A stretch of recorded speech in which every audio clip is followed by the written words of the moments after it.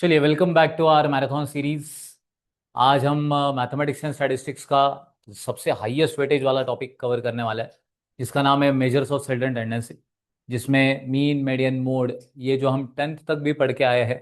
और अगर किसी का 11th और 12th में भी मैथमेटिक्स है तो उसको भी इसका स्लाइट अंदाज़ा है।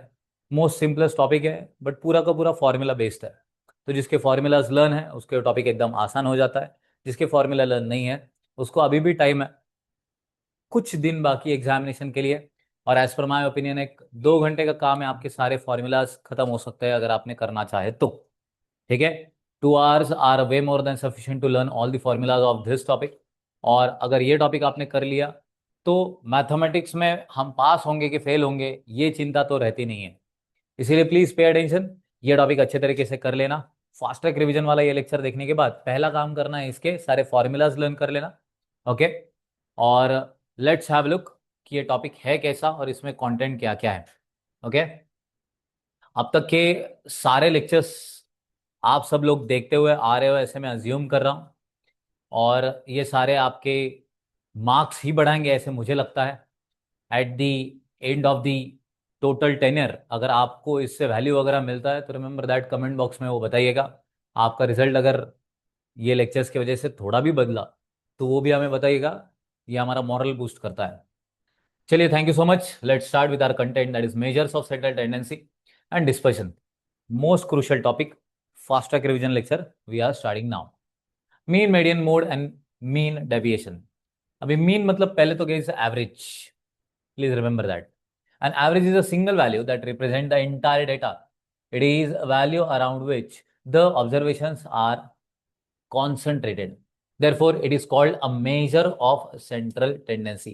पूरे डेटा का एक सेंट्रल वैल्यू जिसे हम एवरेज बोलेंगे वो हमारे लिए मीन है, रिमेंबर दैट। एग्जाम्पल, जैसे 40, 50, 60, 70, 80, तो हमने क्या किया, इस पूरे डेटा को ऐड किया, डिवाइडेड बाय टोटल नंबर कितने थे, 1 2 3 4 5, डिवाइडेड बाय 5 किया, 60 is your mean. Here 60 represent the performance of the whole group.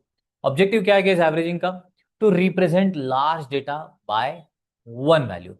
बहुत ह्यूज डेटा को एक वैल्यू से अगर डिस्क्राइब करना है तो सेंट्रल टेंडेंसी का इस्तेमाल कर लेना। जैसे अभी आपने मॉक टेस्ट दिया तो कुछ बच्चों को 300 मार्क आए, कुछ को 200 आए, एक आधा रहेगा जो 200 के नीचे भी रहेगा। अब मैंने क्या किया, सारे बच्चों के मार्क इकट्ठा किए, टोटल किया और टोटल नंबर ऑफ स्टूडेंट्स उसको डिवाइड किया। तो सपोज नंबर आ रहा है 260, तो मैं ये बोल सकता हूँ ना कि यार मेरे क्लास का total result is approximately 260 marks. तो एक नंबर से पूरे क्लास को मैं रिप्रेजेंट करा रहा हूं, ये होता है average. So instead of studying all observation one average value summarise the data. Example, average income of people in a city. To facilitate comparison, average helps compare different groups और periods. Example, company average sales of 2 months। So 2 महीने अपने पास, उसका on an average cell कितना है ये हमने compute किया। तो दोनों सेल लिया, टोटल किया, डिवाइडेड बाय 2 कर दिया तो आ गया। गुड एवरेज का कैरेक्टरिस्टिक, पहला, समझने में आसान है, कैलकुलेट करने में आसान है, बेस्ड ऑन ऑल ऑब्जर्वेशन, सारे ऑब्जर्वेशन के जिसमें कवर किए जाएंगे, रिजिडली डिफाइंड, इसमें फ्लेक्सिबिलिटी नहीं है, रिजिडिटी है। ठीक है, next, suitable for further calculations, आगे कैलकुलेशंस करने में बहुत इस्तेमाल होता है। स्टेबल फॉर डिफरेंट सैंपल, अलग अलग सैंपल में ये डेटा अपना स्टेबल रहता है। अगर ये रैपिडली चेंज करने वाला होगा, चेंज होता हुआ अगर अपने पास डेटा है तो ये इंपैक्ट करता है मल्टीपल डेटा के ऊपर, इसलिए स्टैबिलिटी बहुत इंपॉर्टेंट फैक्टर होता है। And not greatly affected by extreme values, बहुत ज्यादा अगर एक्सट्रीम वैल्यूज आ गई तो इसके ऊपर ज्यादा इंपैक्ट नहीं गिरता, इंपैक्ट गिरता है ज्यादा नहीं। अब मेजर ऑफ सेंट्रल टेंडेंसी में अगर मैंने मैथमेटिकल मेजर देखा तो इसमें 3 है। सो मैथमेटिकल मेजर, पहला एमसीक्यू तुरंत आ जाता है कि बताइए मैथमेटिकल मेजर में, तो ये 3 आएंगे और इसके साथ चौथा कोई तो भी आएगा, एम, जीएम, एचएम। एम मतलब क्या, अर्थमेटिक मीन, ये मोस्ट एक्यूरेट होता है। मेजर्स ऑफ सेंट्रल टेंडेंसी में सबसे ज्यादा इंपॉर्टेंस जिसे दिया जाएगा वो है अरिथमेटिक मीन, देखेंगे बाद में। ज्योमेट्रिक मीन है, हार्मोनिक मीन। वैसे ही पोजिशनल मेजर, मैथमेटिकल में ये 3, पोजिशनल अगर बोल दिया तो 2, कौन से, median and mode. So arithmetic mean, इसको ए एम या फिर एक्स बार से भी रिप्रेजेंट किया जाता है, ये हमने सीखा था मेन बैच में भी। Arithmetic mean is the most commonly use average. Formula क्या है, x bar equals to summation x, ये साइन किसका होता है, समेशन, समेशन मतलब क्या, total. So summation x upon n. जैसे एग्जांपल 10 20 30, सबका टोटल किया, डिवाइडेड बाय 3 किया, मीन आ गया। इसका डायरेक्ट फॉर्मूला क्या है, summation x by N. So x मतलब क्या हमारे लिए, पूरा डेटा जिसको हमने वेरिएबल के नाम से सुना था, बराबर है ना everybody. So variable that is x, clear है। समेशन एक्स अपॉन एन, तो एक्स बार आ गया अपना। Use when the calculation are simple. इसका ही शॉर्टकट मेथड क्या किया है, पूरे डेटा में से ए मतलब अज्यूम मीन लेना। ये सारे सम अपने ओरिजिनल बैच में हमने सॉल्व किया, अभी के लिए फॉर्मूलाज रिवाइज और इससे कंटेंट रिवाइज हो रहा है कि नहीं। तो पूरे डेटा में से एक कॉमन वैल्यू लिया और उस डेटा में से उस कॉमन वैल्यू को लेस किया, जिसको हम अज्यूम मीन बोलते थे, क्लियर है। सो ए प्लस समेशन, अब एक्स का वैल्यू वही डीएक्स का कॉलम बन जाता है, इसलिए समेशन डीएक्स अपॉन एन। सो ए यहाँ पे क्या रहेगा, अज्यूम मीन, और डीएक्स का वैल्यू एक्स माइनस ए, जिस कॉलम में से वैल्यू ली उस कॉलम में से लेस करना। याद आया कुछ? आगे step deviation method, A plus summation dx dash upon n into i, उसने सामने ले लिया है, कोई प्रॉब्लम नहीं। याद आया कुछ फॉर्मूला एवरीबडी? इस आई की जगह पे बहुत बार एच भी लिखता है, will see. Use when observation have a common factor. So अब ए भी निकाला है और आई भी निकाला है। आई ये क्या है, उन सब में ऐसा कॉमन फैक्टर जिससे सारे डिवाइड होते हैं, ठीक है। ओके, ये सिंप्लीफिकेशन के लिए ही अलग अलग मेथोडोलॉजी है, बाकी उसका कुछ काम नहीं था। Next, mean for grouped data. Group मतलब क्या, दोनों भी आ गए, डिस्क्रीट डेटा भी आ गया और कंटिन्यूस सीरीज भी आ गया। डिस्क्रीट सीरीज, कंटिन्यूस सीरीज, जैसे एक्स का कॉलम था जिसमें सिंगल सिंगल नंबर और एफ का कॉलम था, और वही अगर एक्स का कॉलम जिसमें 0 से 10, 10 से 20, 20 से 30 ऐसा डेटा, और एफ का कॉलम जिसमें नंबर ऐसा भी डेटा, सबके लिए यही फॉर्मूला है। सो क्या है सिंपल के लिए, summation of f x upon summation of F. Summation of F मतलब ये हमारे लिए क्या होता है, एन। रिमेंबर एन मतलब क्या, टोटल नंबर्स। सो जैसे एग्जाम्पल, मार्क्स दिया है, फ्रीक्वेंसी दिया है, मार्क्स कितने 10 20, फ्रीक्वेंसी दिया है 2 3, तो हमने क्या किया, 10 × 2, 20 × 3, सब कुछ ऐड कर लिया, डिवाइडेड बाय आपके total number, that is frequency का टोटल। मीन आपका आ गया। कंबाइंड मीन, तो कंबाइंड मीन का फॉर्मूला, हाँ ऊपर वाले इसमें गाइज और दो फॉर्मूलाज भी है। जैसे आप सब लोगों को मालूम है कि अगर डिस्क्रीट या फिर कंटिन्यूस सीरीज आ गई तो हमारे लिए फॉर्मूला क्या बनेगा, शॉर्टकट मेथड, ए plus summation F D X upon N, या फिर step deviation method, A plus summation F D x dash upon N into I. Formulas याद रखना, सारे हमने लिख लिए हैं, ठीक है। और मैं ये भी ट्राई करूंगा कि अपने पूरे फॉर्मूला का शीट भी मैं अपने वो ड्राइव पे अपलोड कर दूंगा। हमने जो लिखे हैं ना सारे फॉर्मूलाज, पूरे पूरे मॉड्यूल के सारे फॉर्मूला का एक रिकॉर्ड अपने उस ड्राइव पे मैं अपलोड कर दूंगा। सो अगर किसी के पास है ही नहीं, या फिर किसी को मालूम ही नहीं कि अपने को फॉर्मूला भी होते हैं जीवन में, तो वो डाउनलोड करे, प्रिंट मारे, उसको लर्न करे और एग्जाम के लिए जाए। कंबाइंड मीन का formula, so n1 × x⁻1 plus n2 × x⁻2 whole divided by n1 plus n2। जैसे एग्जाम्पल, ग्रुप ए का मीन 40 दिया है, स्टूडेंट कितने हैं टोटल 30, बी का मीन 50 दिया है, स्टूडेंट दिया है 20। तो हमने क्या किया, पहले 30 × 40 plus 20 × 50 whole divided by 30 + 20 that is 50। तो कैलकुलेट किया तो 44 आपका कंबाइंड मीन का आंसर आ जाएगा। नेक्स्ट आ रहा है weighted mean, that is summation W X upon summation W. ये सेम गाइस नॉर्मल सा क्वेश्चन के जैसा ही, खाली फ्रीक्वेंसी की जगह पे क्या आ जाएगा, वेट आ जाएगा। सो जैसे मार्क्स और वेट, तो हमने क्या किया, 18 × 3 plus 70 × 2 divided by 3 + 2 that is 76।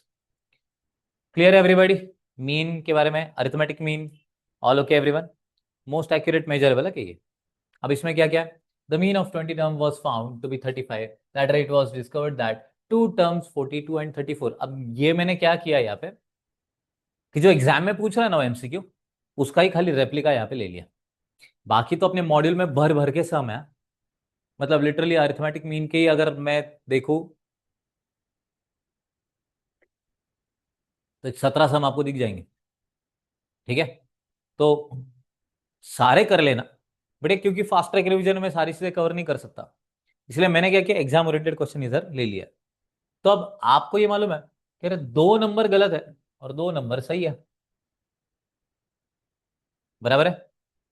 तो रॉन्गली रिकॉर्डेड एज 46 एंड 39, मतलब ये रॉन्गली रिकॉर्डेड वाला डेटा है अपने पास, और उसकी जगह पे जो करेक्ट दैट इज 42 एंड 34, ये करेक्ट डेटा है। तो अपने को रॉन्ग वाले को निकालना पड़ेगा और करेक्ट वाले को इंसर्ट करना पड़ेगा। बराबर है ना? अपने लाइफ में से बुरी ही चीजें एलिमिनेट होनी चाहिए, अच्छी चीजें आनी चाहिए। आगे, number of terms that is 20। दो गए दो आए, कुछ फर्क गिर रहा है एवरीबॉडी? नेक्स्ट, इनकरेक्ट मीन अपने पास 35 था, एवरीबॉडी याद है? अभी के क्वेश्चन में find the incorrect total. So अभी हम सब लोगों को मालूम है कि incorrect total equals to mean into number of terms. तो हमें मालूम है कि 35 मीन था और 20 नंबर्स थे, तो 700 समेशन ऑफ एक्स आया होगा ना। अब ये जो टोटल था इसका, यही गलत था, क्योंकि दो गलत नंबर थे। तो जो दो गलत नंबर थे वो लेस कर, और जो सही नंबर थे वो ऐड कर, तो तेरा करेक्ट टोटल तेरे पास आ जाएगा इतना। अब तेरे पास टोटल 20 नंबर थे, 20 में से दो गया दो आए, कितने नंबर बचे? 20। Very good. तो उससे आपने अगर डिवाइड कर लिया तो आपका करेक्ट मीन आपको मिल जाएगा। सो आपको जो कोई भी आंसर दिए रहेंगे उसमें से करेक्ट मीन को टिक मार्क कर देना, काम खत्म। रॉन्ग वैल्यूज वाला अगर क्वेश्चन आए तो, अगर डायरेक्ट मेथड वाला ऐसा क्वेश्चन आ जाता है, सी ऐसा क्वेश्चन आ गया ना, इसको सॉल्व कर लेना। मुझे मालूम है कि तुम बोलो और बाप रे कितना है, लेंदी है ये, एक्स एंड एफ का डेटा, कुछ लेंदी नहीं है। आपको थोड़ा सा मालूम है कि इसको और इसको मल्टीप्लाई कर एम प्लस करते जा, एम प्लस कर, एमआरसी कर लिया तो टोटल आ जाएगा। फिर उसके बाद फ्रीक्वेंसी के टोटल मान डिवाइड करके आंसर निकाल, कुछ टाइम नहीं लगने वाला। अब ये नॉर्मल सा क्वेश्चन, आपको एक्स का डेटा दिया है, एफ का डेटा दिया है, कैसे सॉल्व करेंगे हम? एक्स और एफ का डेटा लिख लिया, एफ एक्स का मल्टीप्लीकेशन करके कॉलम बना के उसका टोटल कर लिया, और एफ का टोटल कर लिया, बस ये डिवाइडेड बाई ये कर लिया, तो आपका अरिथमेटिक मीन आ गया। आपके जो ऑप्शन है उसमें से करेक्ट ऑप्शन को टिक मार्क कर देना, ठीक है? जो रिकॉर्डेड करेंगे यहाँ पे पॉज करके एक बार सॉल्व करके देख लेना, तो कॉन्फिडेंस बढ़ेगा। Next, arithmetic mean of group data. Group data कैसे रहता है? 10 से 20, 20 से 30 वगैरह वगैरह। ओके, 30 से 40, 40 से 50 वगैरह, और आपका फ्रीक्वेंसी, नंबर ऑफ पर्सन मतलब क्या, फ्रीक्वेंसी। चार ऑप्शंस दिए, तो हम कैसा करेंगे इसमें? सबसे पहला कॉलम होता है वो है मिड वैल्यू। याद आया कुछ? सो मिड वैल्यू कैसे निकालते हैं? 20 प्लस 10 डिवाइडेड बाई 2, तो 15, 25, 35 वगैरह वगैरह। फ्रीक्वेंसी दिया है, एफ इंटू एक्स कर लिया, उसका टोटल कर लिया, बस ये डिवाइडेड बाई ये कर दो, आपका काम खत्म, करेक्ट ऑप्शन आपका आ जाएगा। ओके, अब कुछ प्रॉपर्टीज देखते हैं, अरिथमेटिक मीन के प्रॉपर्टीज बहुत क्रूशल, इसके ऊपर क्वेश्चन आ रहा है बहुत ज्यादा बार। ये प्रॉपर्टीज याद रखना, एकदम शॉर्टकट है, 2 सेकेंड। जिसको प्रॉपर्टी के कंसेप्ट क्लियर, उसके मार्क पक्के, और ज्यादा टाइम भी नहीं लग रहा। Let's have look. पहला, sum of deviation from mean is 0।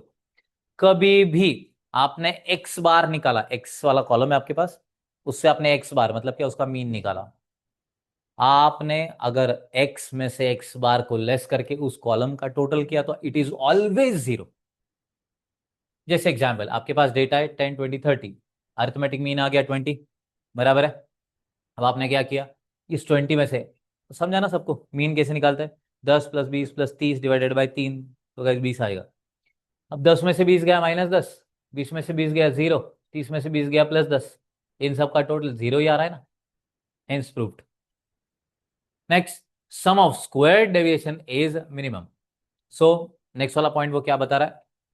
The sum of square deviation from the arithmetic mean is smaller than the sum of square deviation from any other value.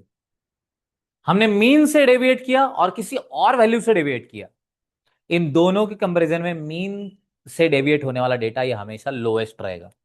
जैसे आपके पास 10, 20, 30 data है, इसमें mean आपने निकाल लिया, तो आपने क्या किया, हर एक डेटा में से 20 को लेस करके उसका स्क्वायर किया, डेविएशन का स्क्वायर है ना, डेविएट करना, इस डिफरेंस देखना, ठीक है?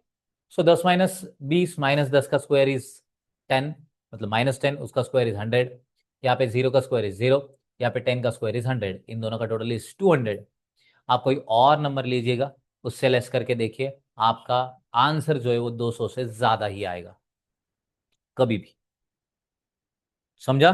सो अगर हमने उस नंबर को मीन से डेविएट करके उसका स्क्वायर और उसका कॉलम का टोटल किया, दैट इज लीस्ट मिनिमम। पहले तो नॉर्मल डेविएट करके टोटल किया तो 0 ही आ रहा था, बट अगर हमने स्क्वायर कर दिया तो वो भी बाकी नंबर से डेविएट करने के बाद आने वाले टोटल से सबसे मिनिमम होगा। ये भी प्रॉपर्टी याद रखिए।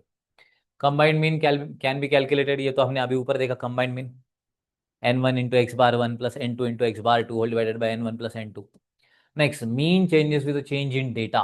Crucial. ठीक है ना everybody? Let's see.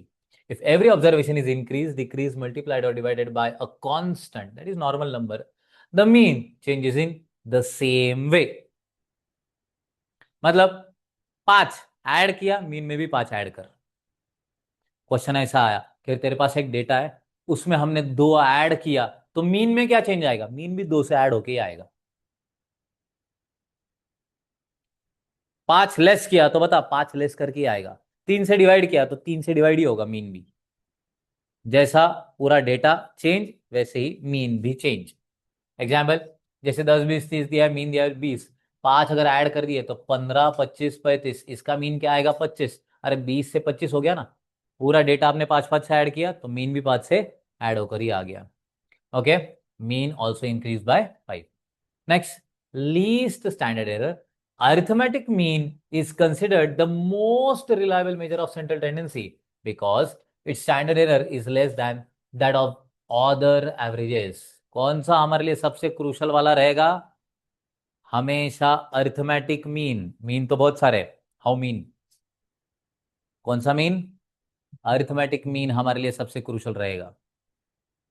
All clear? किस इससे वो रिप्रेजेंट होता है किस? एक्स बार याद रखना. वैसे ही ज्योमेट्रिक मीन, इसको स्मॉल जी से रिप्रेजेंट किया जाता है. ठीक है everybody? Let's see now. Geometric mean is obtained by multiplying all observation together. सारे नंबर्स को मल्टीप्लाई करो, taking the nth root of the product where n is equals to number of observation. So 2 value है तो square root कर लो, 3 values है तो cube root कर लो. ठीक है, 4 वैल्यू है तो n मतलब क्या? 4th root of that equation. सारे 4 नंबर मल्टीप्लाई में लो और 4th रूट निकाल लो, जो नंबर आएगा उसका. क्लियर है? Let's see. फॉर्मूला जैसे हमारे लिए गए, ये सारे नंबर है तो इनका सबका मल्टीप्लीकेशन, और जितने नंबर है रेज टू 1/n. अरे 1 मतलब तो अंडर रूट में होता है ना वो. याद आया सबको? जैसे ज्योमेट्रिक मीन नॉर्मल सा एंटी लॉग ऑफ ब्रैकेट में summation of log x upon n. क्या मैंने कैलसी के ऊपर लॉगरिथम कैसे निकालना है पहले ही आपको बता दिया. ठीक है, लिख कर दिया है आपको, प्लीज एक बार देख लेना. वैसे अगर लॉग वो पूछ लेगा तो लॉग और एंटी लॉग दोनों के भी वैल्यू वो देता है, बट गलती से अगर नहीं दिया तो हमें मालूम होना चाहिए कि लॉग कैसे फाइंड आउट करते हैं, और उसमें हमने वो वैल्यू याद रखनी है. वो जो था ना 4 डिजिट 3 5 समथिंग, बराबर है. तो वो जो नंबर है वो याद रखना, बिल्कुल भी भूलना नहीं. इंडिविजुअल सीरीज, तो geometric mean antilog of summation of log x. मतलब क्या? एक्स का जो कॉलम है उसका पहले लॉग निकाल, उसका टोटल मार, उसको डिवाइडेड बाय जितने नंबर है कर, उसका एंटीलॉग निकाल, आंसर आ जाएगा. वेर एक्स मतलब क्या? ऑब्जर्वेशन. एन मतलब number of observation.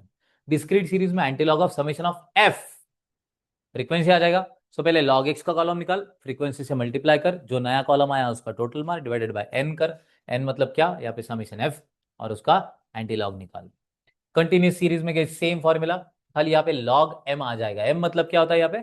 Mid value. सो पहले कंटिन्यूस सीरीज लिख, उसका मिड वैल्यू निकाल, उसका लॉग निकाल, उसको फ्रीक्वेंसी से मल्टीप्लाई कर, टोटल कर, divided by number, total number, frequency का टोटल निकाल, और उसका जो कुछ भी आंसर आएगा उसका एंटी लॉग निकाल. Weighted geometric mean, so summation of डब्ल्यू, एफ की जगह पे डब्ल्यू आ गया, लॉग एक्स अपॉन समेशन डब्ल्यू. Combined geometric mean, combined geometric mean that is log g. यहाँ पे सबसे इंपॉर्टेंट क्रूशल जो गलती होती है वो क्या? तो लोग है ना n1 into g one plus n2 into g two कर देता है. आपको जो g1 और g2 मिला है उसका लॉग निकालो, फिर ही n के साथ मल्टीप्लाई करो. समझा? आपको जो g1 मिला है उसको लॉग, आपके जीवन में लॉग होने चाहिए. नहीं जमा? तेरे को जमा क्या? समझा क्या? तेरे जीवन में लोग नहीं दिख रहे मेरे को. आप समझा क्या? गुड. आगे important properties guys geometric mean के. Based on all observation every item affects the value of geometric mean by default. जैसे अरिथमेटिक मीन को गाइस अफेक्ट कर रहा था, हर एक वैल्यू ज्योमेट्रिक मीन को भी अफेक्ट करेगा. GM is never greater than am. Arithmetic mean से ज्योमेट्रिक मीन कभी भी बड़ा नहीं हो सकता, बहुत हो गया तो इक्वल हो सकता है, उससे बड़ा हो सकता है क्या वो? बिल्कुल भी नहीं। ठीक है ना, बराबर ना कनक? अर्थमेटिक मीन ये हमेशा बड़ा रहेगा या फिर इक्वल टू रहेगा, किससे?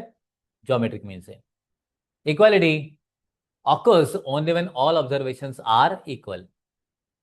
सारे ऑब्जर्वेशन मतलब क्या, सारे नंबर अगर सेम है तो ही इक्वालिटी आएगी, नहीं तो वो भी नहीं आएगी, छोटा ही रहेगा ये। Product property, GM of X equals to A और GM of Y equals to B. Geometric mean X का कितना है, ए है सपोज, और वाई का कितना है, बी है suppose. Then geometric mean of x y, तो आप ए इंटू बी कर सकते हो, डायरेक्ट मल्टीप्लाई करो आपका आंसर आ जाएगा। दोनों के आंसर्स आपको दिए हैं ना, दोनों के आंसर मल्टीप्लाई करो। वही अगर क्वेश्चन प्रॉपर्टी, तो GM of X is A, GM of Y is B, तो GM of Y by X equals to B by A. ठीक है, ये डायरेक्ट फॉर्मूलाज याद रखो हाँ? ये आपको एग्जाम में ऐसा नंबर्स डाल के खाली पूछ लेगा, शॉर्टकट की बना के दे दिया है। ओके, आगे इसके ऊपर क्वेश्चन देख लीजिएगा।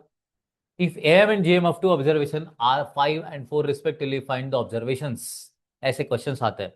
अब हमें मालूम है कि a plus b by two equals to 5, मतलब a प्लस बी 10 आ गया, आपने 2 इधर आके मल्टीप्लीकेशन, अरिथमेटिक मीन। और वही ज्योमेट्रिक मीन बोला है तो a इंटू बी, उसको अंडर रूट कर दिया क्योंकि दो ही वैल्यू है, इक्वल्स टू 4, दोनों जगह पे का स्क्वायर कर दिया तो a into b equals to 16। यहां तक किसी को कोई डाउट है? ओके, क्या मैं इस पर्टिकुलर केस में एक फॉर्मूला यूज करूं, that is a minus b square equals to a plus b whole square minus 4ab। अब ये फॉर्मूला है आपको, मतलब मोस्टली मालूम होना थोड़ा सा जरूरी है। क्या होता है, इसको अगर एक्सपैंड कर लिया तो वो प्लस और ये -4ab कट हो जाएंगे, फिर इतना ही बचेगा। आप थोड़ा सा इसको एक्सपैंड करके देख लीजिएगा या फिर ये फॉर्मूला रट लीजिएगा, कोई प्रॉब्लम नहीं।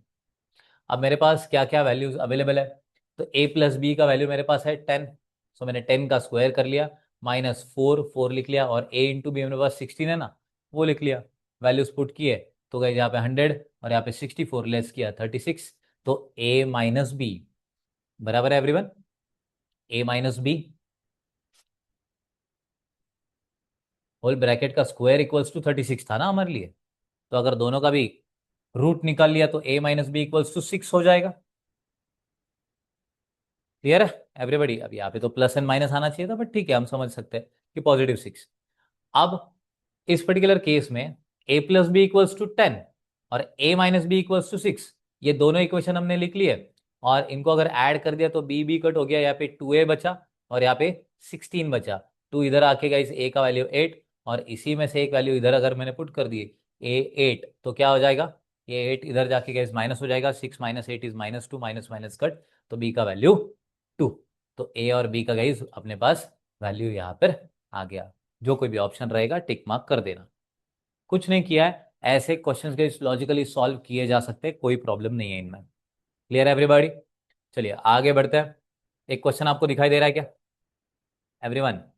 ये दोनों भी क्वेश्चंस एक बार देखिएगा, अब भी हमने जो फॉर्मूला यूज किया उसी के ऊपर डिपेंडेंट है।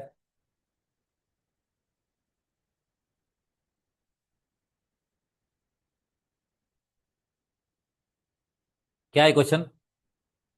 If geometric mean of x equals to 5 and geometric mean of y equals to 6, find geometric mean of x Y.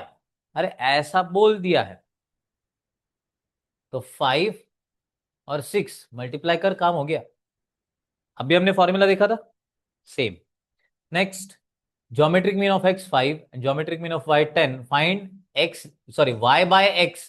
y by x रहा तो 10/5 दैट इज 2, हो गया अपना आंसर। किसी को कोई डाउट? कंफर्म सबको समझ में आ रहा है? आ गया। हमने ऊपर जो दो फॉर्मूलाज देखे वही था। अब हमने अरिथमेटिक मीन कंप्लीट किया है, ज्योमेट्रिक मीन कंप्लीट किया है, हम आ गए हार्मोनिक मीन के ऊपर। हार्मोनिक मीन ये सबसे छोटू वाला आंसर रहता है, M G M H M, इसमें सबसे छोटा आंसर किसका निकलेगा, इस एच एम का। कैसे? तो पहला फॉर्मूला गया H M equals to n divided by summation of 1/x।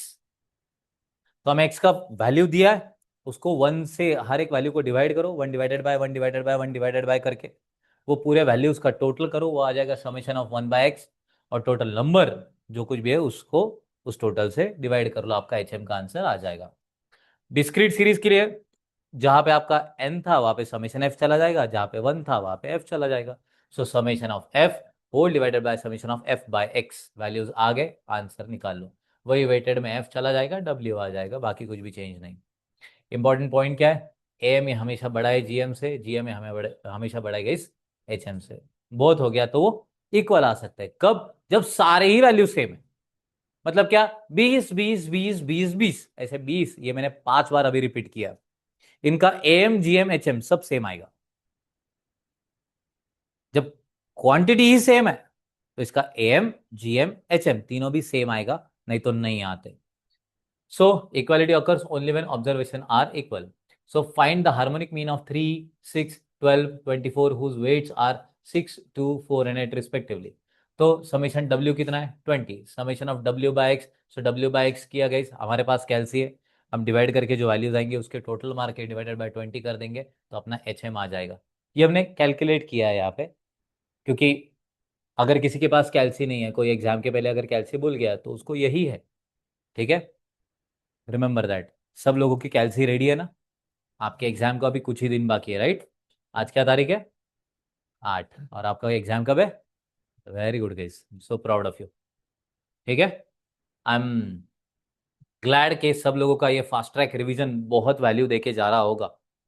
ठीक है ना, आप क्योंकि अभी आपका चौथा प्रीलिम हो चुका है, पांचवा प्रीलिम है परसों ना, तो अभी एक कॉन्फिडेंस भी बूस्ट हो गया होगा। कुछ लोगों की अपेक्षाएं बढ़ रही होगी कि नहीं नहीं यार मैं यहाँ तक स्कोर कर सकता हूँ।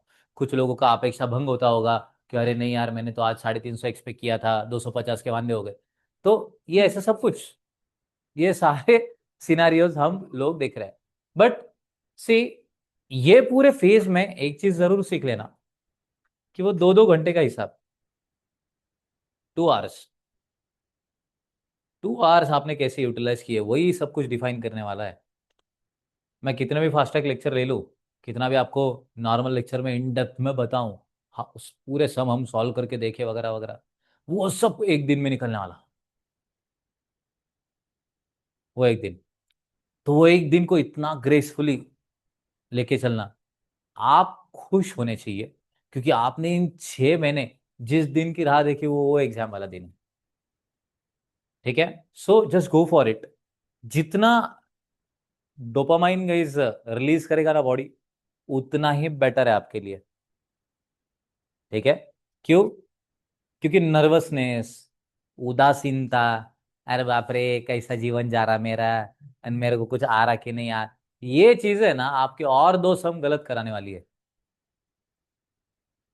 So just trust the process. वो एक दिन के लिए अगर हमने प्रिपेयर किया तो वो एक दिन ऐसा फाड़ेंगे, अब तक का क्या हुआ नहीं, इसके बाद हम क्या करेंगे वो मैटर नहीं करेगा, वो एक दिन मैटर करता है। इसलिए बहुत सारे ultra max pro max performer भी मैंने उस दिन डाउन होते हुए देखे, और बहुत सारे ऐसे वाहियात कार्टून्स कि जो 1.5 दिन पहले 2 दिन पहले जिनको अरे एग्जाम हॉल टिकट, और वो परफॉर्म करके गया है। सो प्लीज रिमेंबर, हाँ, उन्होंने पूरा 6 महीना पढ़ाई नहीं किया था ना, आखिरी के 2 दिन में किया, ये नहीं बोल रहा हूं मैं बोल रहा हूँ कि उन्होंने उस दिन तक परफॉर्मेंस नहीं दिया, बट आखिरी के समय में उन्होंने ऐसा गियर चेंज किया है कि पूरा रिजल्ट बदल गया। तो रिमेंबर, सही टाइम पे गियर बदलना सीख लो, नहीं तो स्पीड स्लो हो जाती है, गाड़ी अटक सकती है। Which of the following relationship among the arithmetic mean, geometric mean and harmonic mean is correct? HM is greater than equals to GM, which is greater than equals to AM. Correct है नहीं है guys? नहीं। AM बड़ा है HM से, HM बड़ा है GM से, करेक्ट है क्या? नहीं। फिर AM GM HM, ये करेक्ट है क्या? Yes. GM AM HM correct है क्या? नहीं। So option c is correct. Clear everyone? आपको समझ में तो आता है ना, वो जिसकी तरफ मुंह है वो बड़ा, जिसकी तरफ शेपुट है वो छोटा। Good. Relationship among different averages. So ये हम सब लोगों को मालूम है अभी। For any distribution where the observation are not equal, जहाँ पे ऑब्जर्वेशन इक्वल नहीं है वहां पे एम बड़ा रहेगा जीएम से, वो बड़ा रहेगा एचएम से। वही उल्टा लिख लिया है, if observe all observation are equal, तो ये खाली इक्वल हो जाएंगे, बाकी कुछ भी नहीं। यहाँ तक कोई डाउट? कंफर्म? आगे 2 नंबर एक्स एंड वाई, उसके लिए अलग अलग फॉर्मूला, तो एम निकलेगा दोनों ऐड कर डिवाइडेड बाई 2 कर, जीएम निकलेगा दोनों को मल्टीप्लाई कर अंडर रूट में डाल, और एचएम निकलेगा 2xy upon x plus y. ये फॉर्मूला बहुत सारे बच्चे भूलते हुए मैंने देखा है। तो इसलिए प्लीज इसको थोड़ा सा ध्यान देना। 2 × x × y होल divided by x plus y. ऊपर मल्टीप्लीकेशन है, डिनोमिनेटर में एडिशन है। Next, if the observation are unequal which of the following is always true. M बड़ा रहेगा जीएम से, वो बड़ा रहेगा एचएम से। यहाँ पे इक्वल टू का साइन नहीं आएगा, प्लीज रिमेंबर, वो देगा। देखिए ऐसा ही ऑप्शन, ये जो ऑप्शन है आपका, इसी में अगर उसने ये साइन भी दे दिया ना तो ये गलत हो जाएगा, रिमेंबर। क्योंकि अगर ऑब्जर्वेशन इक्वल नहीं है तो गाइस ग्रेटर देन और इक्वल्स टू का साइन ही नहीं आता। ठीक है, आगे करेक्ट ऑप्शन उन्होंने दे दिया।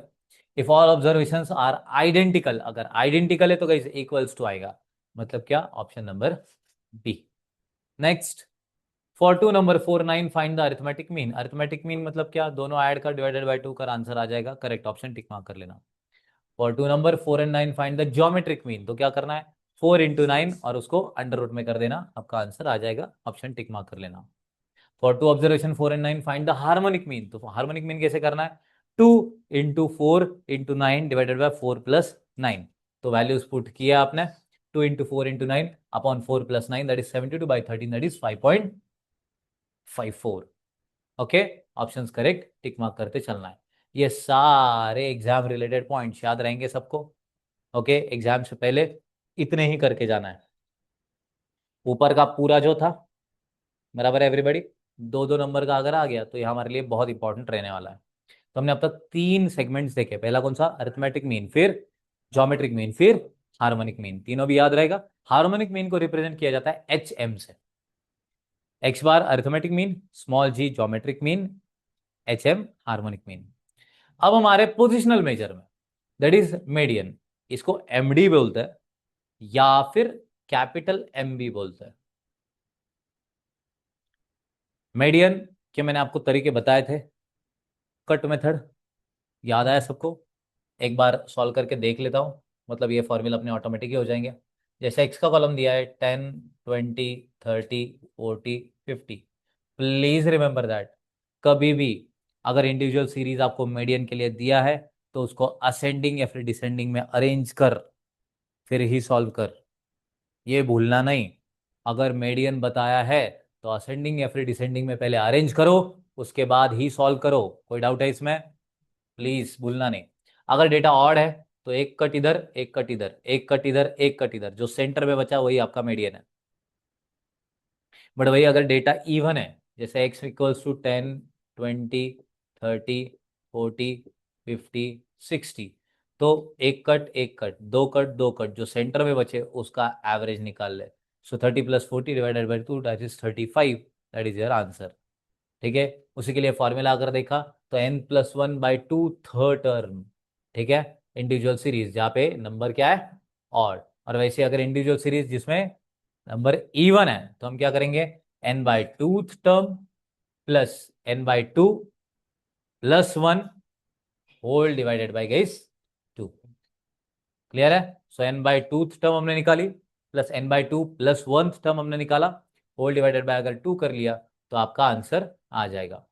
डिस्क्रीट सीरीज में हमें CF का कॉलम निकालना पड़ता है, याद है, क्यूमुलेटिव फ्रीक्वेंसी। तो एक एक फ्रीक्वेंसी हम ऐड ऑन करते जा रहे थे, सो n+1/2 टर्म हमारे लिए आ जाएगा। बट वहीं पे अगर जो नहीं, ठीक है, वो तो आप बाद में, where n = summation of f, continuous series.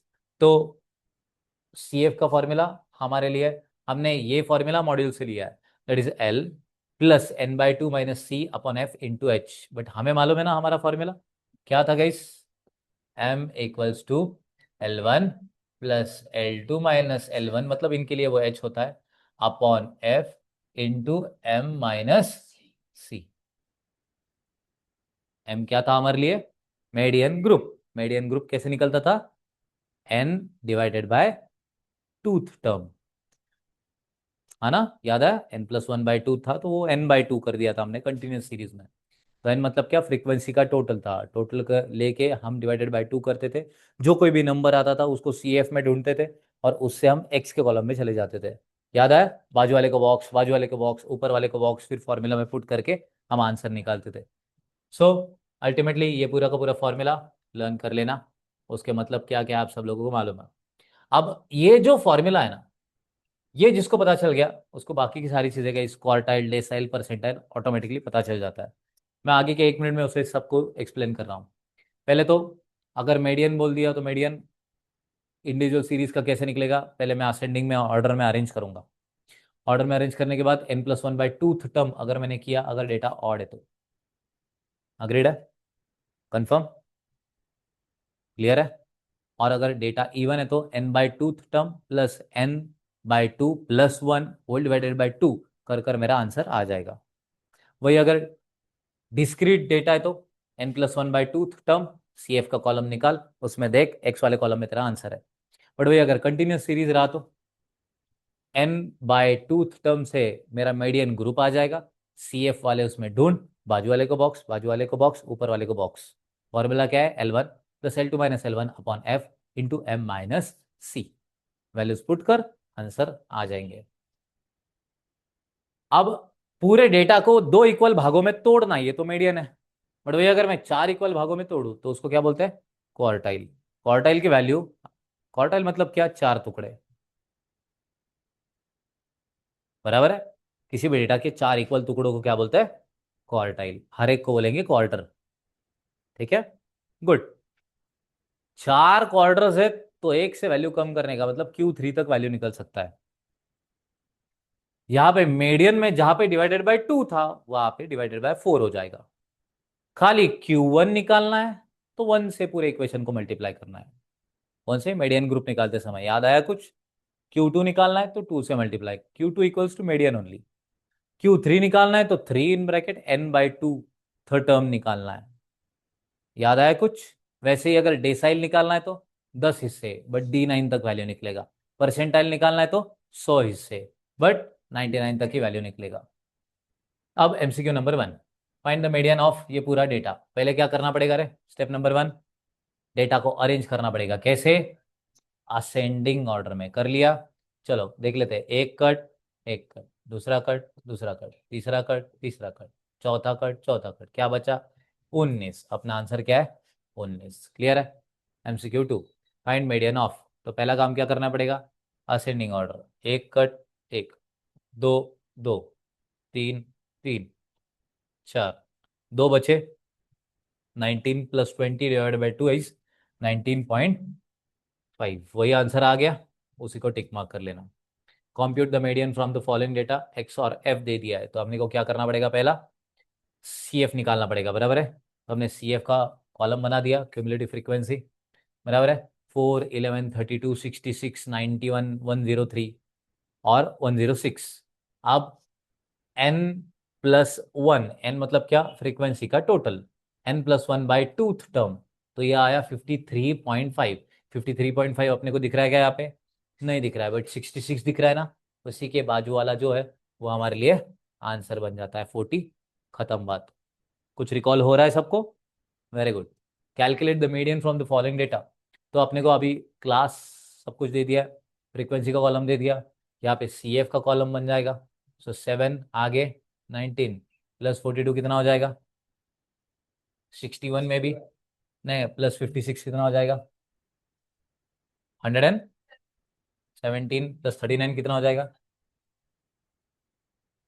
Plus 22, 170। पक्का? आई रियली होप कि सब कुछ करेक्ट है। सो अब हम लोग क्या करेंगे? n/2 टर्म पहले देख लेंगे, बराबर है। Median group n/2 that is 178/2 कितना आता है? Third term. अब ये 89 यहाँ पे दिख रहा है कहीं पे? नहीं, बट 117, उसके बाजू वाले को बॉक्स, उसके बाजू वाले को बॉक्स, उसके ऊपर वाले को बॉक्स। फॉर्मूला क्या है मीडियन का? L1 plus L2 minus L1 upon F into M minus C. किसी बच्चे को अगर ये मालूम ही नहीं है सॉल्व कैसे करते, ये नया ही फॉर्मूला दिखा रहा है तो ऐसे सॉल्व करते, कुछ भी नहीं इसमें उसमें डिफरेंस। L1 अपना लोअर वाला group that is 28, plus L2 क्या है? 40, हाईएस्ट ग्रुप। सो 40 माइनस 28 अपॉन फ्रीक्वेंसी 56। M मतलब क्या? ये वैल्यू होता है M मतलब 89 माइनस प्रीसीडिंग क्यूमुलेटिव फ्रीक्वेंसी कितना है? 61। चलो कैलकुलेट करो। 12/56 इंटू, सो 12 इंटू कर लो ये, माइनस डिफरेंस कितना आ रहा है?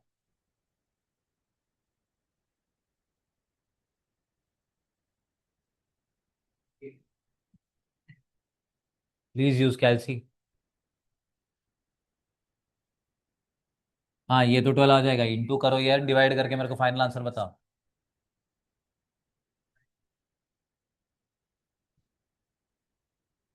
6 शार्प।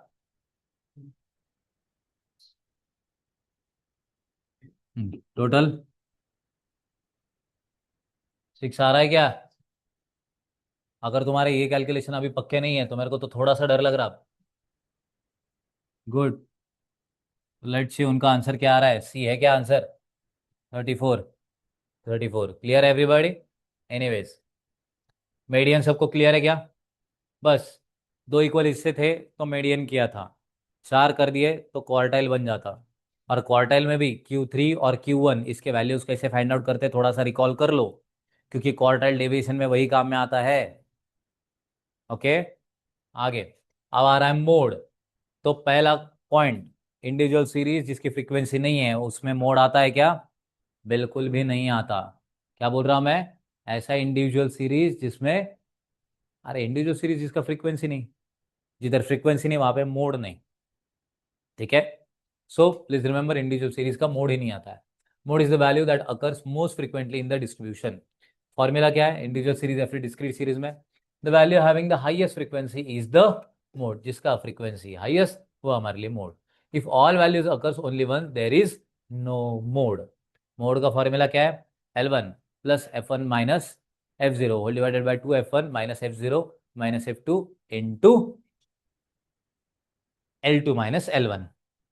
Clear everybody? किसी को कोई डाउट है इसमें? हमने सीखा था ये, लर्न भी किया है। उन्होंने यहाँ पे एच लिख दिया, क्या मालूम क्यों। MCQ number 1, find the mode from the following data. Guys individual series है, यहाँ पे मोड निकलेगा क्या? बस यही पे गलती हो जाती है अपनी। क्या नंबर रिपीट हो रहा है? 12। 12 हो रहा है ना रिपीट? नेक्स्ट वाला 14 कितने बार, सो 12 कितने बार रिपीट हुआ है? दो बार। बराबर, मुझे दो बार दिखाई दे रहा है बट अपने कितने बार? एक बार। 14 कितने बार हो रहा है? एक बार, वेरी गुड। अब देना था तुम्हें आंसर 16। एक दो तीन चार पाँच, ठीक है, हाँ तीन चार कुछ भी होता है, तीन चार मतलब पाँच ही होता है। नेक्स्ट, 18 कितने बार हो रहा है? एक बार। एग्जाम जैसे नजदीक नजदीक आ रही है, अपना एक्यूरेसी लेवल मैक्स प्रो होते जा रहा है। 26 और 20 दो बार, 11 और 24 एक बार। क्लियर है? इसमें से हाईएस्ट फ्रीक्वेंसी किसका है? वही अपना आंसर है। क्लियर है एवरीबॉडी? आगे, find the mode from the following group data. तो अपने को ग्रुप डेटा दे दिया है। अब इनमें हाईएस्ट फ्रीक्वेंसी किसका है? 44। तो इसको मैंने बॉक्स कर लिया, ऊपर वाले को बॉक्स किया, इसको भी बॉक्स किया, इसको भी बॉक्स किया।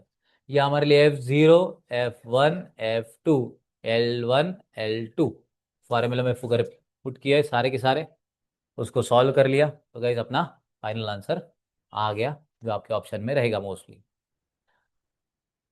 If y equals to 12 plus 1.5x and mode of x is 15, find the mode of y। ऐसा अगर वैल्यू आ गया तो आपको करना क्या है guys इस पर्टिकुलर केस में? ये जो x दे दिया है ना, इसके जगह पे वैल्यू पुट कर दो, आपका आंसर आ जाएगा। इक्वल इक्वेशन के वैसे के वैसे रखना है। उसने क्या किया है, मोड ऑफ x 15 दे दिया है ना, तो 15x के जगह पे डाल, इक्वेशन को सॉल्व कर, तेरा आंसर आ गया। रोते बैठने का नहीं, बाप रे मोड के साथ इक्वेशन क्या कर रहा, थोड़ा सा दिमाग लगा। ठीक है, एक्स की जगह पे 15 पुट कर। आई रियली होप कि आपको इक्वेशन सॉल्व करना आता है। Next, find the modal letter of the word statistics, जिसका ज़्यादा से ज़्यादा वो फ्रीक्वेंसी रहेगा वही आपका गई आंसर रहेगा। SNT यहाँ पे तीन तीन बार आ रहा था, वही आंसर आया। मीन दिया है, मेडिन दिया है, find the mode using Karl Pearson formula. तो Karl Pearson formula, mean minus mode equals to 3 mean minus median. तो ये फॉर्मूला है गाइस, ठीक है ना? हमने ये देखा भी है, लिख के भी लिया है अपने बुक में। ठीक है, 4 से 5 बार सारे इसमें वैल्यूज पुट किए, मोड का वैल्यू आ गया। यहाँ तक किसी को कोई डाउट है? एवरीबॉडी? ये डिस्पर्शन है, डिप्रेशन नहीं। क्लियर है एवरीबॉडी? ठीक है ना? मैं क्या करता हूँ, मैं गॉगल पहनता हूँ और अपना वैसे मीन डिस्पर्शन। ठीक है? क्या बोलता हूँ, डिस्प्रेशन बोलता है ना? डिप्रेशन ही बोलता है क्या? बराबर लग याद है तुमको ये? एक आधा फॉर्मूला पूछोगे? चलो, तुम पूछो तो हम थोड़ी ना आंसर देंगे।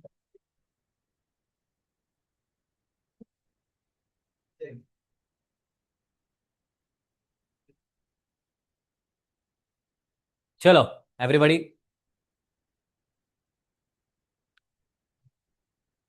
dispersion refers to the degree of scattered or variation of observations around a central value, that is mean, median or mode.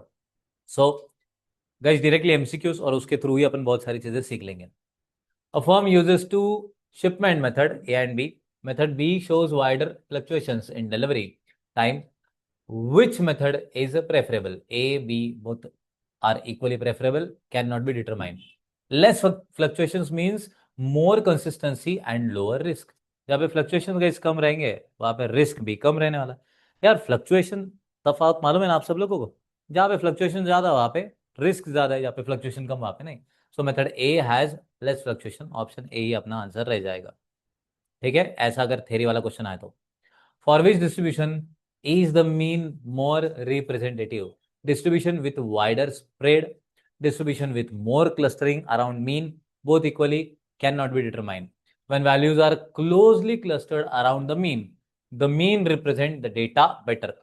Mean मतलब क्या? Central value.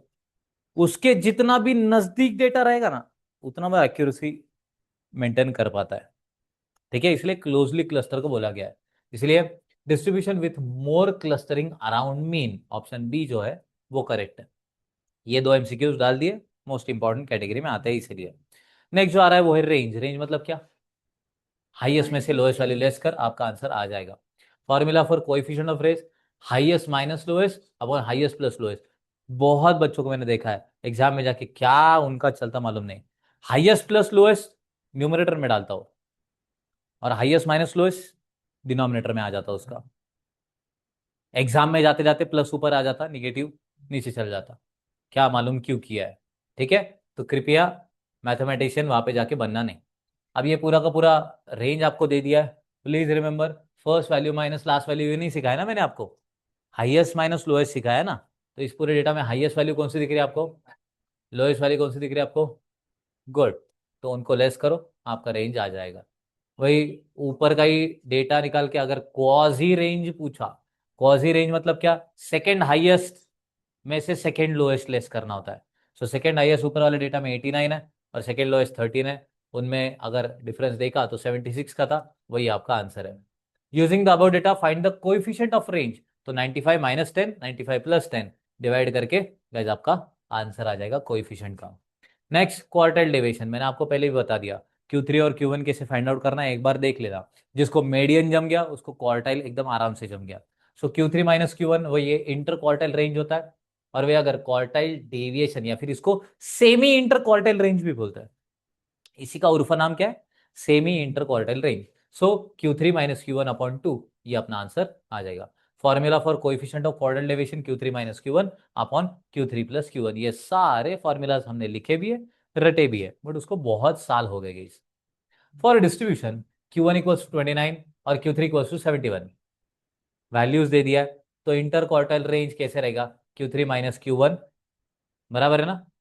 तो अपना आंसर इज 42. वही अगर क्वार्टाइल डेविएशन पूछ लिया तो हम वो 42 डिवाइडेड बाई 2 कर लेंगे, अपना आंसर आ गया. For the following arrange data, पूरा का पूरा डेटा आपको दे दिया है.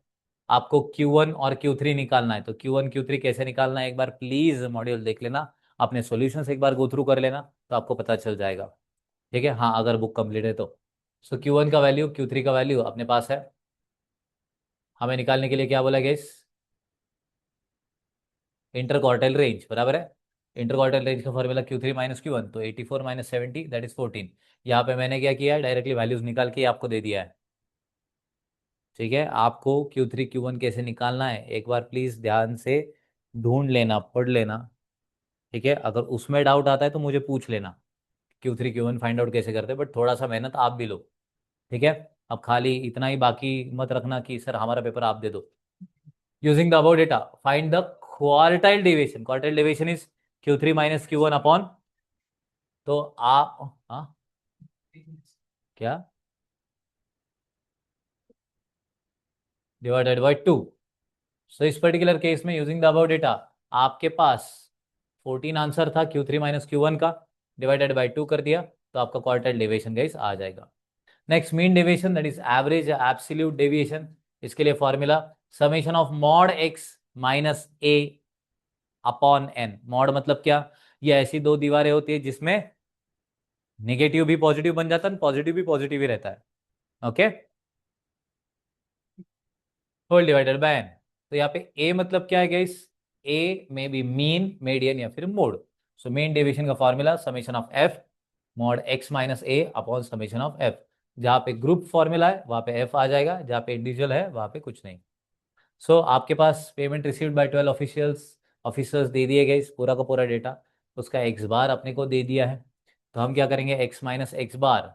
ओके, पूरे डेटा में से आपने अगर एक्स बार को लेस किया और उसका टोटल किया तो आपका 4000 आ जाता है। एक बार ट्राई करके देख लेना।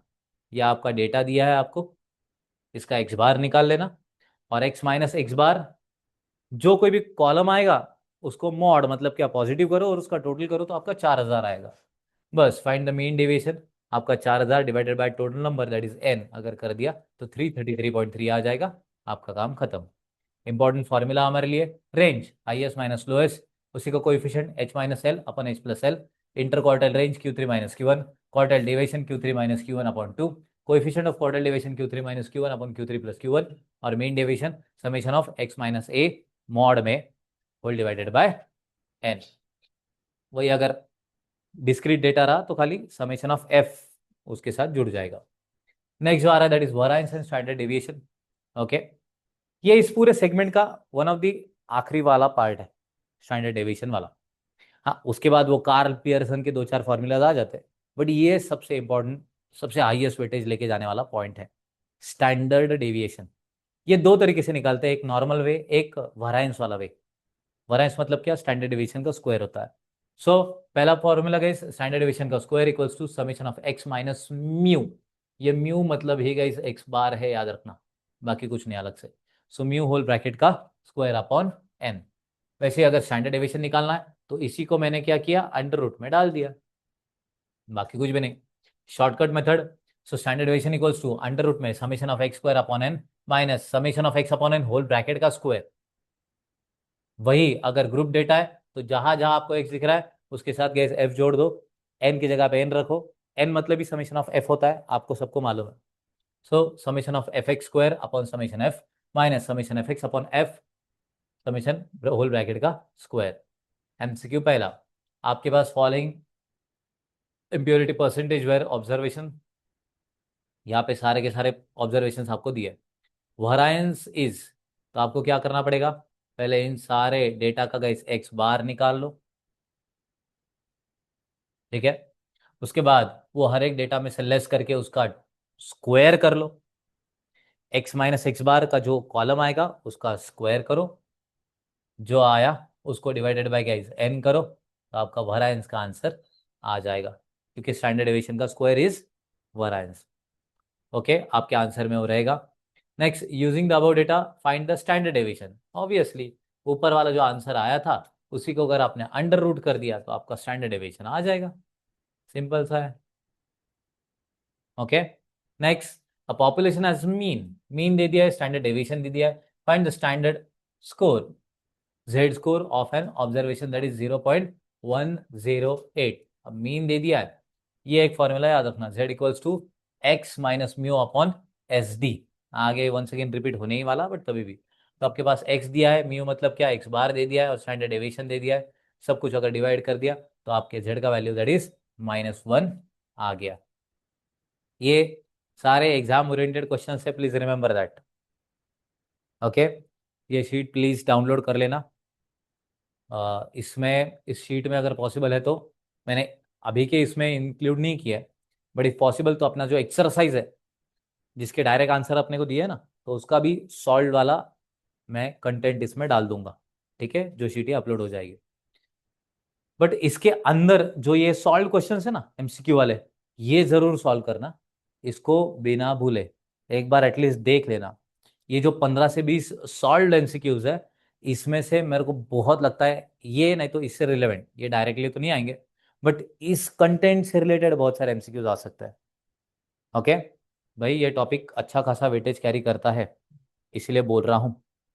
मीन एक, मीडियन एक, मोड एक, स्टैंडर्ड डेविएशन एक, और बाकी का कार्ल पियर्सन एंड ये रेंज या फिर उसका कोएफिशिएंट, ये सब कुछ मिला के एक, ऐसे 5 से 7 एमसीक्यू लेके जाता है ये, इसलिए चॉइस इज योर्स।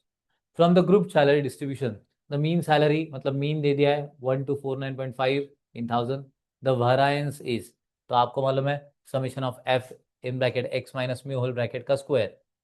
तो ओके, कुछ डेटा, द मीन सैलरी, इसका स्क्वायर करके देखो कितना आ रहा है। 1249.5 इंटू इक्वल्स टू करो।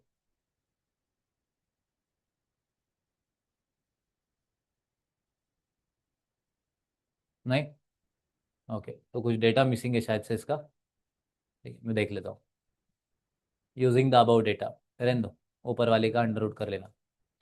Calculate the standard deviation from the following distribution, आपके पास गई कंटिन्यूस सीरीज दिया है, फ्रीक्वेंसी दे दिया है, स्टैंडर्ड डेविएशन कैसे फाइंड आउट करना है, तो एफ इंटू डी, डी कैसे, डी एक्स है वो, याद आया ना सबको।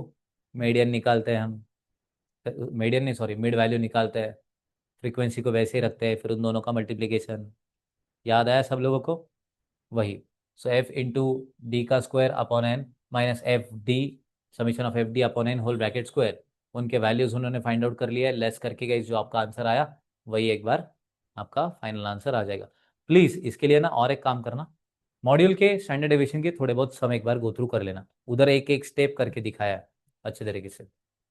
Next, calculate the mean from the following data, तो मीन तो आप सब लोगों को मालूम है, खाली डेटा उल्टा दिया है, 90 से 99, 80 से 89, 70 से 79, तो मीन कैसे निकलेगा, तो ए मतलब क्या, उन्होंने अज्यूम मीन निकाल कर सॉल्व किया है, तो उन्होंने assume mean 64.5 plus summation of f D x dash upon summation of f into i, मतलब यहाँ पे एच वैल्यूज पुट किए, आंसर निकाल दिया है। If standard deviation of first n natural number is 2, find n, standard deviation of n natural number, तो क्या किया, अंडर रूट में एन का स्क्वायर -1 अपॉन 12, ठीक है, रिमेंबर फॉर्मूला है, तो आपके पास ये 2 इक्वल्स टू, इसका आंसर आपका 2 आया ना, ओके, पूरे वैल्यूज पुट किए, दोनों साइड का स्क्वायर किया, 12 इधर गया तो 48, एन स्क्वायर -1 इधर आया तो +1 हो जाएगा 49, एन का स्क्वायर 49, तो एन का वैल्यू 7। ये एक फॉर्मूला याद रखना, standard deviation of n square -1 whole divided by 2, कब, जब S D of first n natural number से ये फॉर्मूला पूछा है तो, याद रहेगा ये फॉर्मूला पक्का। एन नेचुरल नंबर का अगर पूछा है तो क्या, S D equals to under root में एन का square -1 whole divided by 12, okay, ये एक शॉर्टकट फॉर्मूला याद रखिए। इंपॉर्टेंट फॉर्मूला का standard deviation of square equals to summation of x minus x bar whole bracket square upon n, वैसे S D equals to under root में, इसी को under root में डाल दिया, बाकी कुछ नहीं, z equals to x minus mu upon S D, variance मतलब क्या, स्टैंडर्ड डेविएशन का square, S D of a x plus b equals to mod a, मतलब क्या, ए का वैल्यू पॉजिटिव हो निगेटिव हो, हम मॉड में डालेंगे उसको, into S D of x. ये भी फॉर्मूलाज गाइस बहुत क्रूशल है, लिख लेना अपने बुक में जब भी कभी आप शीट निकालो। और variance of a x plus b equals to a का स्क्वायर इनटू एच डी की जगह पे वराइंस ऑफ एक्स, ये तो स्क्वायर हो गया, तो ये माइनस हो प्लस हो तो पॉजिटिव आ जाता है ना, इसलिए। और अगर एन नेचुरल नंबर पूछ लिया तो H D equals to under root में एन का स्क्वायर -1 अपॉन 12, याद रहेंगे ये सारे formulas. Next, coefficient of variation, coefficient of variation S D upon mean into 100, अभी हमने देखा था ऊपर वही वाला। So C V is relative measure of dispersion, it is use to compare variability of two or more series, higher C V equals to more variability, lower C V equals to more consistency, theory, okay. So Monthly average electricity charges are 2400 with SD 120. Monthly average direct wages are 42,000 with SD 1200. Which is more variable? तो अगर variable अगर अपने को निकालना है तो क्या करना पड़ेगा? इलेक्ट्रिसिटी 120 बाय 2400 इंटू 100, जो रिलेवेंट डेटा है, क्या जहाँ पे 5% आंसर आ गया। डायरेक्ट वेजेस का देखा तो 1200 डिवाइडेड बाय 42,000 इंटू 100, तो ये 2.86 आ गया। Since 5% is more than 2.86, electricity charges जो ऊपर वाला था वो हमारे लिए गैस मोर वेरिएबल कैटेगरी में आ जाएगा, जिसका ये इसका आंसर गैस बड़ा आ गया, वो हमारे लिए आंसर के कैटेगरी में आ जाएगा। मीन दे दिया है 10, सीवी दे दिया है 40%, फाइन स्टैंडर्ड डेविएशन। तो अब आपको गैस ये 40% दिया है, एसडी ढूंढना है, मीन दे दिया है 100 तो आपके पास है ही। तो क्या करना पड़ेगा? ये कट कर दो, ये 10 से डिवाइड कर दो तो 4 आ गया। क्लियर है ना? फॉर्मूला लर्न तो ऑटोमेटिकली आंसर आना चालू हो जाएगा। आगे, properties of standard deviation, independent of change of origin. Adding or subtracting the same value from all observation does not change SD. So हर एक नंबर में से मैंने 2 लेस किया तो SD चेंज होगा क्या? नहीं। हर एक नंबर में मैंने 5 ऐड किया तो SD चेंज होगा क्या? नहीं। ठीक है, मीन बदल रहा था बोला कि SD नहीं बदलता। Not independent of change of scale. If every value is multiplied by k, then SD is also multiplied by k. अगर किसी नंबर से हम मल्टीप्लाई कर देते हैं तो एसडी को भी उतने ही नंबर से मल्टीप्लाई करना पड़ेगा। जैसे अपने पास गैस डेटा दिया है और उसको 3 से अगर हमने मल्टीप्लाई किया तो एसडी के वैल्यू को भी अपने को 3 से मल्टीप्लाई करके आंसर बताना पड़ेगा। जैसे वो देगा कि अपने पास एक ऐसा एक्स नंबर का डेटा है और उस पूरे डेटा का जो एसडी है वो 5 है। उस हर एक नंबर को मैंने अगर 3 से मल्टीप्लाई किया तो बता एसडी क्या होगा? तो तुमको जो 5 आया था एसडी उसको भी 3 से मल्टीप्लाई करना है, 15, वो तेरा हमारा आंसर रहेगा।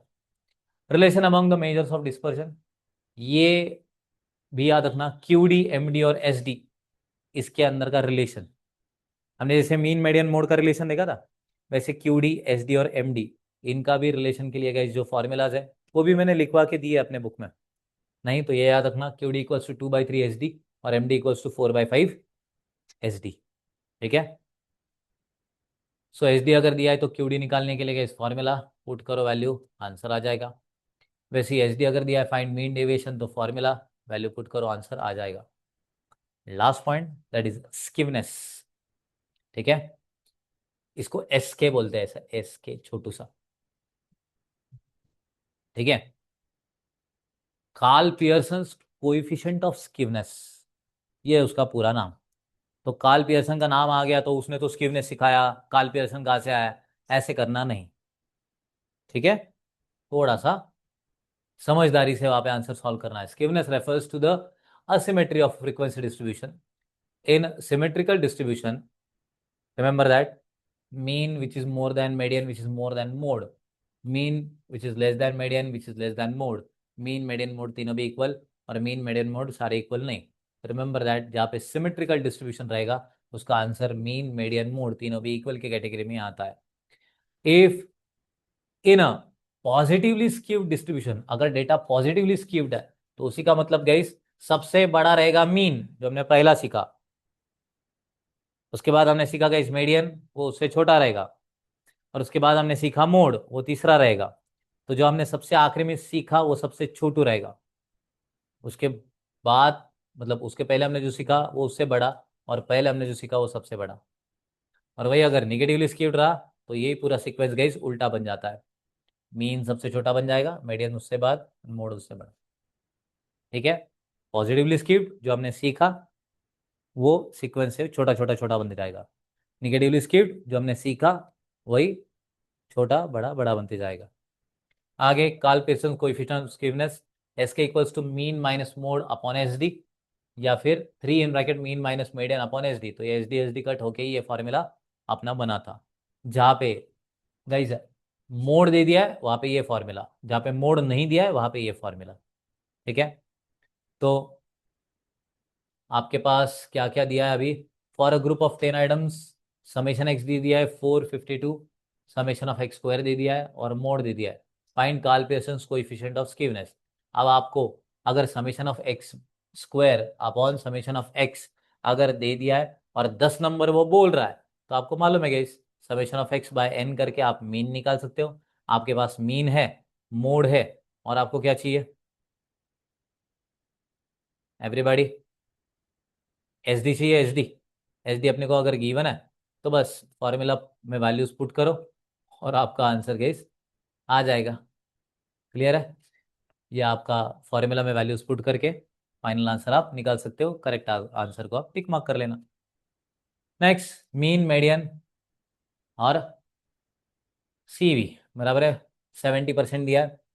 कार्ल पियर्सन कोएफिशिएंट ऑफ स्कीवनेस अगर निकालना है तो अगर सीवी दे दिया है 70%, तो S D upon mean into 100। अभी हमने देखा था ना जेड का वैल्यू कैसे निकालना, उससे हमने एस डी का वैल्यू निकाल लिया 21। बस एस के वैल्यू में अपने पास अपने पास जो फॉर्मूला है उसमें पुट कर दिए वैल्यूज हमने। 3 ब्रैकेट में mean minus median upon S D, value put करके अपना आंसर आ जाएगा। नेक्स्ट, अपने को मीन दे दिया है, मीडियन दे दिया है, कोएफिशिएंट ऑफ स्कीवनेस दे दिया है, एस डी निकालना है। बस पूरा का पूरा फॉर्मूला उल्टा बन जाएगा। तो आपको स्कीवनेस दे दिया है, सारे फॉर्मूला एस डी निकालना है, तो ये इधर लेके आओ, ये इधर लेके जाओ, माइनस माइनस कट होकर एस डी का वैल्यू आ जाएगा। ओके, उसी के साथ कोएफिशिएंट ऑफ स्कीवनेस, तो ये एक formula Q3 plus Q1 minus 2 MD। MD is median, ठीक है? मीडियन को MD बोलते हैं, मोड को MO बोलता है वो, ऐसा MO, या फिर इसको Z भी बोलते हैं, ये भी याद रखना। ओके, इंपॉर्टेंट पॉइंट क्या है, -1 से लेके +1 के बीच में ये वैल्यू घूमेगा। हमने आर का भी देखा था ना वैसे, कोरिलेशन रिग्रेशन में आर का वैल्यू -1 से लेके +1 के बीच में घूमता है, वैसे ये एस के का भी वैल्यू घूमता है। कैलिस कोएफिशिएंट ऑफ स्कीवनेस, तो P90 plus P10 minus 2P50, मतलब क्या है, ये 2M ही है। P50 आपका Q2, ठीक है? उसके बाद D5, ये सारे वैल्यू सेम है। M, सारे value same, whole divided by P90 minus P10, या फिर P90 मतलब ही D9, P10 मतलब ही D1, P50 मतलब ही D5, whole divided by D9 minus D1। यहाँ पर भी सेम, -1 से लेके +1 के बीच में ही वो घूमता है। नेक्स्ट, हमारे लिए सबसे crucial formulas, mode equals to 3 median minus 2 mean. Mean मतलब क्या, mean minus median, median equals to 3 in bracket mean minus, sorry, mean minus mode equals to 3 in bracket mean minus median. QD मतलब क्या, तो 2/3 into S D. MD मतलब क्या, तो 4/5 into S D. CV मतलब क्या, तो S D upon mean into 100। S के मतलब स्कीवनेस का क्या है, mean minus median upon S D, और एस के उसी का दूसरा formula guys, 3 in bracket mean minus median upon S D. ये पूरा फॉर्मूला बेस्ड पूरा का पूरा अपना चैप्टर है। सारे के सारे फॉर्मूलाज अगर आपके लर्न, तो आपका ये डेटा क्लियर। All okay? इसी नोट के साथ आपने जो एक्सरसाइज जो है अपने मॉड्यूल का, उसके भी पूरे के पूरे सम मैं सॉल्व करके दे देता हूँ। किसी को भी आगे अगर कोई प्रॉब्लम आ रहा है तो एक बार देख लेना, ठीक है? प्लीज रिमेंबर, फॉर्मूलाज लर्न करो, एक बार मॉड्यूल में मल्टीपल सम्स की प्रोसीजर देखो कि सॉल्व कैसे किया है। अगर आपको कहीं पर भी डाउट आ रहा है तो प्लीज़ मुझे पिंग करो, मैं जितना पॉसिबल है आपको रिवर्ट बैक कर दूंगा। चलेगा?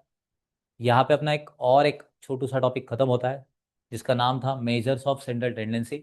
और अपने फास्ट ट्रैक रिवीजन में स्टैटिस्टिक्स हमने पूरा का पूरा कवर कर लिया है, which covers almost 60 marks. Maths का अपना पहला टॉपिक हो चुका है, मैथ्स का भी दूसरा टॉपिक बाकी है, और कैलकुलस का विल सी। चलेगा एवरीवन? चलो, that's it from my side for this lecture. अगर आपको ये सचमुच में लेक्चर वैल्यू देके जाता है तो बाकी स्टूडेंट्स जिन्होंने रिवीजन नहीं किया अब तक, उनके साथ ये शेयर कीजिएगा, सो दैट आप भी पास हो जाओ और वो लोग भी पास हो जाए। ठीक है?